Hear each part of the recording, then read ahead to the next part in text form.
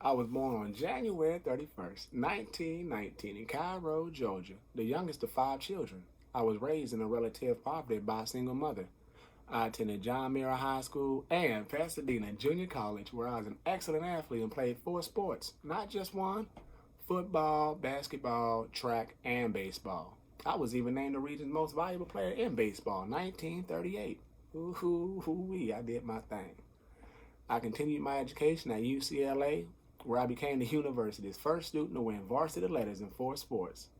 While attending UCLA, God blessed me with the love of my life, my number one fan and my queen forevermore, Rachel, sweet Rachel. Ooh, makes me want to sing love songs. As I made my career in the major leagues, we faced mounting racism. We also went to great lengths to create a nourishing home that sheltered our kids from racism. But the racism went from insults to death threats. As a result, we both became actively involved in the civil rights movement from 1942 to 1944. I served as a second lieutenant in the United States Army. That's right. During boot camp at Fort Hood, Texas, I was arrested and court-martialed in 1944, though, unapologetically, for refusing to give up my seat and move to the back of a segregated bus. The NAACP and various black newspapers naturally shed public light on the injustice. Ultimately, I was acquitted of the charges and received an honorable discharge. Yes, indeed. I broke the color barrier when I became the first black athlete to play Major League Baseball in the 20th century. I joined the Brooklyn Dodgers in 1947, and I was named Rookie of the Year that year. Heck, National League MVP in 1949 and a World Series champ in 1955. Whites couldn't deny me, you hear me? Now, throughout my decade-long career, I distinguished myself as one of the game's most talented and exciting players, recording an impressive .311 career batting average. I was an exceptional base runner and stole home 19 times in my career, setting a league record. Other significant stats included 137 home runs, 1,518 hits, and a whopping 197 stolen bases.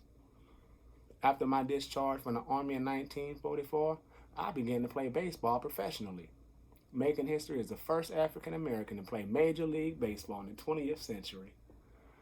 Now, at the time, the sport was segregated, and the African Americans and whites played in separate leagues. Naturally, I began to play in the Negro Leagues. But with my skills, I was soon chosen by Branch Rickey, president of the Brooklyn Dodgers, to help integrate Major League Baseball. I joined the all-white Montreal Royals, where some of my teammates, objected to having an African American on their team. People in the crowd sometimes jeered, and me and my family received threats. After baseball, I became active in business, and I continued my work as activist for social change. I worked as an executive for the Chock full of Nuts coffee company and restaurant chain, and helped establish the African American owned Freedom Bank. I was also a vocal champion for the African American athletes by far on so many levels: civil rights and other social and political causes, serving on the board of the NAACP until 1967. In my later years, I continued to lobby for greater integration in sports. I'm Jackie Robinson, and now you know I paved the way for us and generations to come.